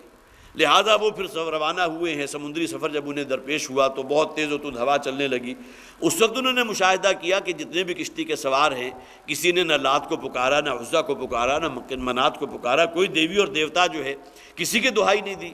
پکارا تو صرف ایک اللہ کو پکارا، اور اپنے آپ کی اطاعت کو اس کے لیے خالص کرتے ہوئے بئی مانا کہ اے پروردگار اس مصیبت سے ہمیں تو نکال دے، اور یہ ہماری کشتی کو، ہمارے بیڑے کو پار لگا دے، خشکی تک پہنچ جائے، تو پھر ہم تیرا ہی کہنا مانیں گے، تیری عبادت کریں گے۔ دعوا اللہ مخلصین لہ الدین، اپنی بندگی کو، یہاں بھی ترجمہ بندگی کیا گیا، دین صرف چند عقائد کا نام نہیں ہے، بلکہ اپنی بندگی اور اپنی اطاعت کو، اب گویا کہ فرمان برداری ہم صرف تیری کریں گے، لیکن شرط یہ ہے کہ ہمیں اس مصیبت سے نجات دلا دے۔ لَإِنْ أَنْجَيْتَنَا مِنْ هَذِهِ لَنَكُونَنَّ مِنَ الشَّاكِرِينَ، کہ اگر اے پروردگار تو نے ہمیں اس مصیبت سے اور اس آزمائش سے اور یہ طوفان باد و بارہ اگر اس کو تو ٹال دے تو لَنَكُونَنَّ مِنَ الشَّاكِرِينَ، تو ہم تیرے شکر گزار بندے بن جائیں گے۔ فَلَمَّا أَنْجَاهُمْ إِذَا هُمْ يَبْغُونَ فِي الْأَرْضِ بِغَيْرِ الْحَقِّ، اور جب اللہ تعالیٰ نے انہیں اس مشکل حالات سے نکال دیا، وہ ہوا بھی تھم گئی، اللہ تعالیٰ کے اذن سے وہ ہوا تیز ہوئی تھی، وہ طوفان باد و بارہ جو ہے وہ بھی رک گیا۔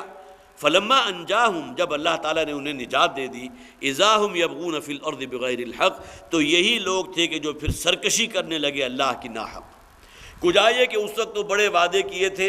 کہ اے پروردگار اس مصیبت سے، اس مشکل وقت سے، اس پریشانی سے، اس بیماری سے تو کسی طرح مجھے بچا لے، تو پھر یہ کہ میں تیرا انتہائی شکر گزار بندہ بن جاؤں گا۔ لیکن اللہ تعالیٰ نے جب انہیں اس مشکل سے نکال دیا تو پھر وہی سرکشی والی روش، وہی بغاوت اور طغیانی اللہ کی بغیر حق، جو سراسر ناحق ہے۔ حق کیا تھا کہ اللہ ہی کی بندگی کی جاتی، وہی تمہارا خالق اور مالک ہے، لیکن یہ کہ اللہ کے سوا اگر تم اپنی نفس کی بندگی کر رہے ہو، شیطان کے نقش پا کی بندگی کر رہے ہو، زمانے کے فرسودہ روایات کی بندگی کر رہے ہو، اس کی اطاعت کر رہے ہو، گویا کہ اللہ کی اطاعت پر سے پش ڈال دی، تو اب اس سے بڑھ کر بغاوت اور سرکشی کیا ہوگی؟ ناحق بغاوت ہے، ناحق سرکشی ہے۔ یا ایھا الناس انما بغیکم علی انفسکم، اے لوگو یہ تمہاری شرارت اور یہ بغاوت اور سرکشی خود تمہارے خلاف ہے۔ تمہاری فطرت کی پکار وہی تھی کہ جب مشکل اور کڑا وقت آیا تم نے صرف اللہ کو پکارا، نہ صرف پکارا بلکہ بڑی توبہ کی، عاجزی کی، گڑ گڑائے۔ اس سے پہلے بھی وہ ہم پڑھ چکے، کھڑا ہوا، بیٹھا ہوا، لیٹا ہوا، ہر حالت میں اللہ ہی کو یاد کر رہا ہے، اب اللہ ہی اللہ ہے۔ لیکن جب اللہ تعالیٰ نے اس مصیبت سے نجات دلا دی تو فرمایا گیا لَإِنْ أَنْجَيْتَنَا مِنْ هَذِهِ لَنَكُونَنَّ مِنَ الشَّاكِرِينَ۔ ایک طرف تو وہ وعدے تھے، وہ توبہ طائب تھا، لیکن اس کے بعد پھر یہ کہ سرکشی اور بغاوت اور وہی زندگی، وہی ڈھب جو پہلے چل رہا تھا، اسی کے اوپر دوبارہ جو ہے وہی کارواں اس طرح پھر دوبارہ رواں ہو گیا۔ ثم الینا انما بغیکم علی انفسکم، یہ تمہاری شرارت اور تمہاری بغاوت خود تمہارے خلاف ہے۔ متاع الحیات الدنیا، یہ دنیا کی زندگی تو یہاں کے برتنے کا سامان ہے۔ اگر یہاں دل لگا لیا، یہاں کی نعمتوں اور یہاں کی آسائشوں اور یہاں کی جو بھی بدمستیاں ہیں، اس کے اندر انسان جو ہے اپنے ہوش و ہوا سے بیگانہ ہو کر اللہ کو بھول گیا، آخرت کو بھول گیا، تو اس سے بڑا گھاٹے کا سودا اور کوئی نہیں۔ متاع الحیات الدنیا، یہ دنیا تو برتنے کی ایک شے ہے، اس سے بس اتنا کچھ ہی تعلق رکھو جتنا کہ حضور نے فرمایا کہ انما مثلی کراکب استظل تحت شجرۃ ثم راح فترکھا، میری مثال تو اس مسافر کی سی ہے کہ جس نے تھوڑی دیر استراحت کے لیے ایک درخت کے سائے تلے آرام کیا اور اس کے بعد وہ اپنے سفر پر روانہ ہو گیا۔ یہ دنیا کی زندگی ایک درخت کے سائے اور اس کے شیڈ سے زیادہ نہیں، اور وہ وقت جس طرح کہ کوئی مسافر تھوڑی دیر کے لیے آرام کرتا ہے، دنیا کی زندگی بس اتنی ہی ہے، اور اس کے بعد اصل منزل آخرت کی ہے۔ اس کے بعد تو وہ گویا کہ وہی صراط مستقیم ہے کہ اگر واقعتاً اس پر قائم ہو تو آخرت میں پل صراط سے گزرتے ہوئے اللہ تعالیٰ تمہیں جنت تک پہنچا دے گا، اللہ کی رضا بھی تمہیں حاصل ہو جائے گی۔ لیکن اگر انسان اس دنیا کی زلف گراگیر کا اسیر ہو گیا اور آخرت کو اور اللہ کا تصور بھلا بیٹھا تو اس سے زیادہ بغاوت اور اس سے بڑی سرکشی اور کوئی نہیں۔ ثم الینا مرجعکم، اور بالآخر تم سب کو ہمارے ہی حضور لوٹا دیا جائے گا۔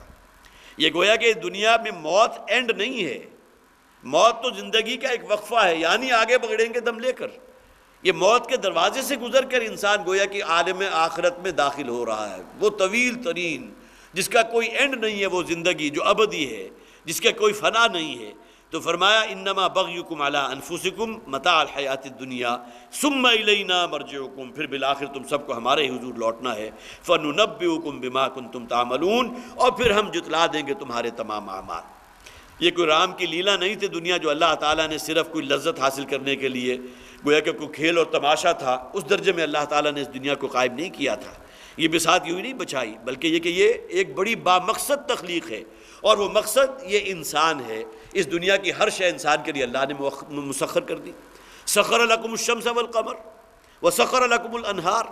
یہ ہواؤں کا چلنا ہے، بارش کا برسنا ہے، یہ سورج کو اللہ نے ایک ڈیوٹی سپرد کر دی، کس کے لیے؟ تمہارے لیے۔ پھر بارش کا برسنا کس کے لیے ہے؟ تمہارے لیے، تمہاری مخلوقات، اللہ کی مخلوقات ہے وہ ساری۔ مخلوقات میں انسان بھی آ گئے، حیوانات بھی آ گئے، اور ان سے جو ہے اگلی آیات میں آ بھی جائے گا، جو اللہ تعالیٰ جو بھی سبزہ پیدا کر رہا ہے اس سے تمہارے مویشی جو ہے وہ بھی خوراک حاصل کر رہے ہیں، تم بھی حاصل کر رہے ہو، اور وہ مویشی جس خوراک پر پڑ رہے ہیں اس مویشیوں کا گوشت بھی تم کھا رہے ہو۔ یہ تمام چیزیں اللہ تعالیٰ نے سخر لکم ما فی السماوات و ما فی الارض، یہ تمام چیزیں تمہارے لیے مسخر کی ہیں۔ اسی بات کو حضور نے فرمایا بہت ہی عمدہ انداز میں، انما الدنیا خلقت لکم، یہ دنیا اللہ نے تمہارے لیے پیدا کی ہے، اس کی ہر شے تمہارے تابع کر دی ہے، تمہاری خدمت کر رہی ہے، تمہاری چاکری کر رہی ہے۔ یہ سورج بھی تمہاری چاکری میں لگا ہوا ہے، آسمان سے بارش کا برسنا کس لیے ہے؟ تمہارے لیے ہے، اس کے ذریعے تم فصل حاصل کر رہے ہو۔ وَأَنْتُمْ خُلِقْتُمْ لِلْآخِرَةِ، یہ دنیا تو اللہ نے تمہارے لیے پیدا کی، لیکن تم آخرت کے لیے پیدا کیے گئے۔ گویا کہ اس دنیا کا مقصد، یہاں کے ساز و سامان کا مقصد وہ تمہارا تھا، تمہیں زندگی دینا، تمہیں اللہ نے بہت سی جو ہے صلاحیتیں دی ہیں، لیکن تمہارے مادی جسم کو جو ضرورتیں تھیں اللہ تعالیٰ نے اسی منہا خلقناکم وفیہا نعیدکم،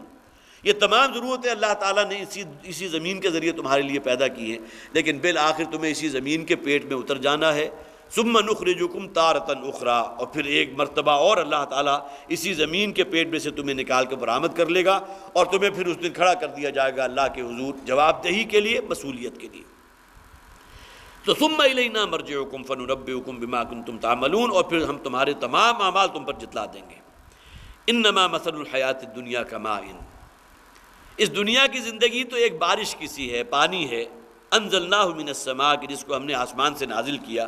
فاختلط به نبات الارض، اور پھر اسی پانی کے ذریعے زمین کے اندر اللہ نے جان پیدا کی، اور نبات الارض، اب بہت سی چیزیں وہ ہیں جو خود رو ہیں، جو ہم عید قربان کے موقع پر جو جانور ذبح کرتے ہیں ان میں سے کتنے وہ ہوتے ہیں جس کے لیے کہیں کوئی کھیتی باڑی نہیں کی جاتی، کوئی چارہ نہیں اگایا جاتا، ایک جو بھی گلہ بان ہے صبح لے کر اپنی بھیڑ بکریوں کو نکل گیا، اور اللہ تعالیٰ نے ان کے لیے خوراک اسی زمین کی دھرتی کے اوپر پیدا کر دی ہے، خود رو قسم کی گھاس ہے، جھاڑ جکاڑ ہے، کوئی پودے ہیں، انہی سے وہ غذائیت حاصل کر رہے ہیں۔ پھر کہیں بارش کا پانی جمع ہوا تو وہاں سے گویا کہ اپنی پیٹ کی پیاس بجھا رہے ہیں، اس کے لیے تمہیں کچھ نہیں کرنا پڑتا، تو فرمایا کہ اللہ تعالیٰ نے جو نبات پیدا کیا ہے مما یاکل الناس والانعام کے، جس سے لوگ بھی کھا رہے ہیں، وہ بھی سیر ہو رہے ہیں، اور تمہارے مویشی بھی انہی تمام چیزوں سے جو ہے غذا حاصل کر رہے ہیں۔ حتیٰ اذا اخذت الارض زخرفها،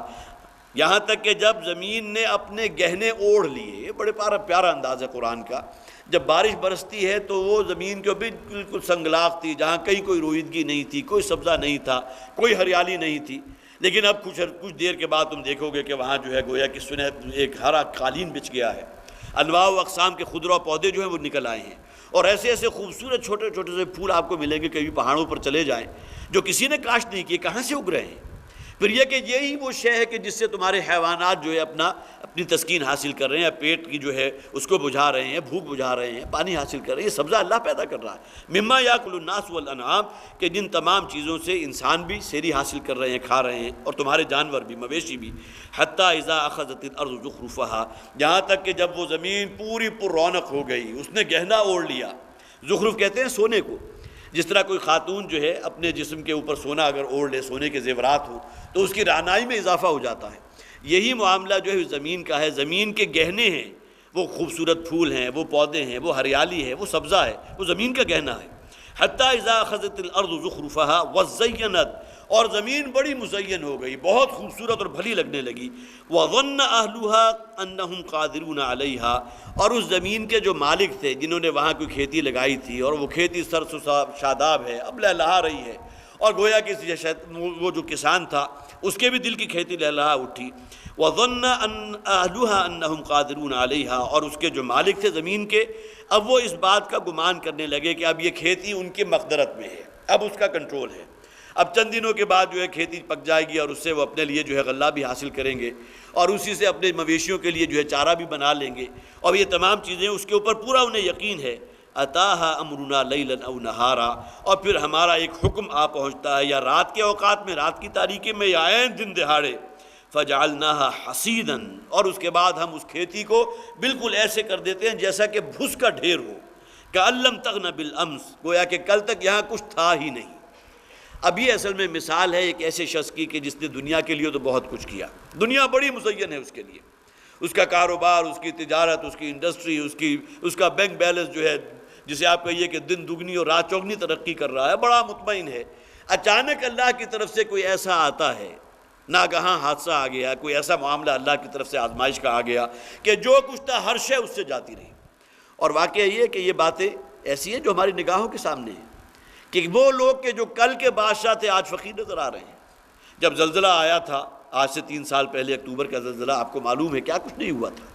اور پھر اب دیکھ لیجئے جو سوات میں ہو رہا ہے، وہاں کے رہنے والے جو جدی پشتی وہیں کے رہنے والے تھے، جنہوں نے بڑے چاؤ سے اپنے جو ہے بنائے تھے مکانات، کسی درجے کے بھی ہوں، کوئی بہت اگر روپے پیسے والا، کھانے پینے والا بندہ تھا، کھاتا پیتا آدمی تھا، تو اس نے اپنے لیے محل بھی تعمیر کیے ہوں گے، دنیا کی ہر آسائش بھی وہاں موجود ہوگی، لیکن اس کے بعد حالات نے اچانک ایسا پلٹا کھایا کہ وہ سب کچھ جو ہے اس کو اللہ کے سپرد کر کے اور اللہ کے حوالے کر کے وہاں سے نکل گئے، اور آ کر اس وقت جس قسم پرسی کی زندگی وہ بسر کر رہے ہیں، اس کو اگر لحظہ بھر کے لیے ہم اپنے اوپر طاری کریں تو واقعتاً رونگٹے کھڑے ہو جاتے ہیں کہ ہمیں جو سہولتیں یہاں میسر ہیں، اور جس طرح ہم یہاں، جسے آپ کہیے بالکل وہی نقشہ کہ گویا کہ اب کوئی معاملہ ہے ہی نہیں پریشانی والا، بڑی اطمینان ہے۔ وَظَنَّ أَنَّهُمْ قَادِرُونَ عَلَيْهَا، ہر شے ہمارے کنٹرول میں ہے، ہماری مرضی کے مطابق ہماری جو ہے زندگی کی گاڑی رواں دواں ہے، ہمارے کاروبار بھی خوب چمک رہے ہیں، ہماری انڈسٹری بھی آگے جا رہی ہے، نئی سے نئی جو ہے وہ پلاننگز ہو رہی ہیں، نئی سے نئی ڈائمنشن تیار کی جا رہی ہیں۔ اگرچہ اپنا ایک فیلڈ ہے لیکن ایک نیا فیلڈ بھی نکلنا چاہیے، یہاں بھی ذرا تھوڑی قسمت آزما کر دیکھیں، اور اس کے بعد کوئی اور فیلڈ آیا تو ادھر بھی اپنی قسمت آزما کر دیکھیں۔ لیکن یہ کہ اللہ تعالیٰ کی پکڑ جب آتی ہے تو بالکل وہی معاملہ جو اس کھیتی کا ہوا کہ راتوں رات کوئی آگ کا بگولا آیا، باد سرسر کی ہوا چلی، یا سردی تھی تو ایسا پالا پڑا، ایسی برف پڑی کہ وہ پوری کی پوری کھیتی جو ہے بالکل نیست و نابود ہو گئی، کوئی شے اب اس میں سے حاصل نہیں کی جا سکی، اور وہ جو مالک تھا اس کھیتی کا اپنے ہاتھ رگڑتا رہ گیا، اور معلوم ہوا کہ اس کی زندگی کا تمام سرمایہ جو اس کی نگاہوں کے سامنے خاک ہو گیا۔ اتاہا امرنا لیلا او نہارا، اور پھر ہمارا ایک حکم ناگاہ اس تک آ پہنچتا ہے جو وہ نہیں چاہتا تھا۔ ظاہر ہے کہ کوئی انسان نہیں چاہتا کہ اس کے اوپر وہ حالات آ جائیں جو اس وقت سوات کے مکینوں کے اوپر آئے ہوئے، ہم میں سے کون شخص چاہے گا؟ بلکہ یہ کہ سوات کے جب اس سے پہلے زلزلہ آیا تھا پھر تو کسی درجے میں، اب تو اصل میں یہ شکوہ بھی ہے کہ اس وقت جو ہے لوگوں کے اندر جذبہ ایثار اور ہمدردی اور لوگوں تک مدد پہنچانے کے جذبات بہت تھے، لیکن معلوم ہوتا ہے کہ وہ بھی ایک وقتی تھا معاملہ، اب وہ چیزیں نہیں ہیں، اگرچہ بہت سے لوگ ہیں کہ جو اس میں آگے بڑھ کر کوشش کر رہے ہیں، لیکن جو استاد ان پر پڑی ہے آج سے 4 مہینے پہلے وہ اس کا کوئی تصور بھی نہیں کر سکتے تھے، وہ مگن تھے اپنے حالات کے اندر۔ کوئی اگر دکاندار ہے، اس نے 1 سے 10 دکانیں بھی بنا لی ہے، بڑا مطمئن تھا کہ میرا تو کاروبار بڑا پھیل رہا ہے، لیکن یہ کہ یہ حالات جو آج آئے ہیں، کیا اس سے پہلے انہیں کوئی پیشگی اس کی خبر تھی؟ اتاہا امرنا لیلا او نہارا فجعلناہا حصیدا، اور اس کے بعد ہم نے اسے راکھ کا ڈھیر بنا دیا، اب کوئی شے نہیں ہے کہ جو انہیں نفع پہنچا سکے۔ کأن لم تغن بالامس، گویا کہ کل یہاں کوئی کھیتی موجود ہی نہیں تھی۔ کذالک نفصل الآیات لقوم یتفکرون، اسی طرح اللہ تعالیٰ فرماتے ہیں کہ ہم اپنی آیات کو بڑی تفصیل سے بیان کر رہے ہیں، مختلف اسالیب سے بیان کر رہے ہیں، بات سمجھانے کی کوشش کر رہے ہیں کہ یہ دنیا جو ہے یہ ہمیشہ کے لیے نہیں ہے، یہاں کی راحتیں، یہاں کی تمام، خواہ وہ راحت ہو خواہ کلفت ہو، خواہ معاملہ آسانی کو خواہ مشکل کا ہو، ان مع العسر یسرا، ان مع العسر یسرا، اللہ کا قانون ہے۔ آج اگر بہت ہی گویا کہ یسر ہے، بڑی آسانی ہے، بہت خوشحالی ہے، لیکن یہ کہ اس پر مطمئن نہ ہو جاؤ، اللہ تعالیٰ کی طرف سے پکڑ بھی آ سکتی ہے۔ ذالک بما قدمت ایدیکم، بہت سے اوقات ایسا ہے کہ انسان کے اپنے ہاتھوں کی کمائی ہے جو اسے تباہ کر دیتی ہے، اس کے کرتوت ہے، اس کی سیاہکاریاں ہیں، خلاف شریعت اعمال ایسے ہیں کہ جس کی بنیاد پر اللہ تعالیٰ اس کے اوپر کوئی بہت بڑا عذاب یا کوئی بہت بڑی آزمائش مسلط کر دیتا ہے، یا پھر یہ کہ یہ معاملہ ہے کہ اللہ تعالیٰ کی طرف سے اپنے نیک بندوں کی آزمائش اس اعتبار سے بھی کہ معلوم ہو کہ کس شخص کے اندر کتنا صبر ہے، کتنی قناعت ہے، کتنا ایمان اس کے اندر گہرا ہے، اور اس کی بنیاد پر کتنے اس کے اندر ایمان کے جذبات میں مزید ترقی ہو رہی ہے، وہ آئندہ کے لیے اپنی زندگی میں کوئی انقلابی فیصلے کرتا ہے کہ تاکہ وہ پھر اللہ ہی کی بندگی پر رہ سکے۔ تو گویا کہ اس حوالے سے فرمایا گیا کذالک نفصل الآیات، اللہ تعالیٰ نے یہاں اس کھیتی کی مثال بیان کی کہ بڑی رونق، بڑی رہنائی، گویا کہ کوئی وہ زیورات سے لدی پدی عورت ہے اور اس کی بڑی خوبصورتی ہے، اور اس کے بعد پھر اچانک راتوں رات ایسا کوئی بگولا اللہ کا حکم آیا کہ وہ کھیتی جو ہے بالکل راکھ کا ڈھیر بنا دی گئی، کأن لم تغن بالامس، گویا کہ کل تک یہاں کچھ تھا ہی نہ۔ کذالک نفصل الآیات لقوم یعقلون یتفکرون، اسی طرح اللہ تعالیٰ فرماتے ہیں کہ ہم اپنی آیات کو کھول کھول کر بیان کر رہے ہیں،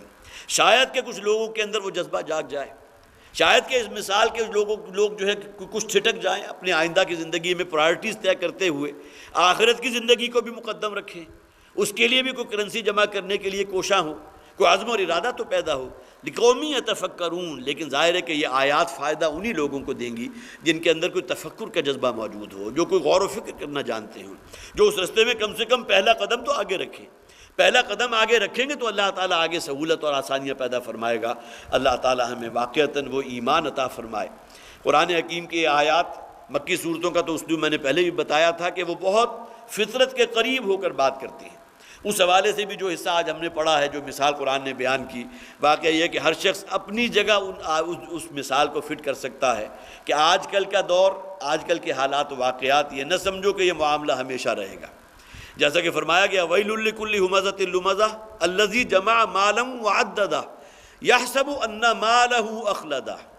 یہ مال کی بہتات ہے، اس کی بنیاد پر انسان سمجھتا ہے کہ شاید یہ مال اسے اب ہمیشہ کی زندگی عطا کر دے گا، یا یہ مال جو اب اس سے چھینا نہیں جا سکتا، ہمیشہ اس کی ملکیت میں رہے گا۔ اللہ تعالیٰ اپنی آیات کے ذریعے بار بار جھنجھوڑتا ہے، کاش کہ ہمارے اندر بھی وہ معاملہ پیدا ہو کہ ان آیات سے ہمارے اندر بھی انقلاب پیدا ہو، اور ہم بھی اپنی زندگیوں کی پرائرٹیز جو ہے جو پہلے دنیا کی طرف تھی اس کو آخرت کی طرف ڈائیورٹ کر سکیں۔ بارک اللہ لی ولکم فی القرآن العظیم ونفعنی وإیاکم بالآیات والذکر الحکیم۔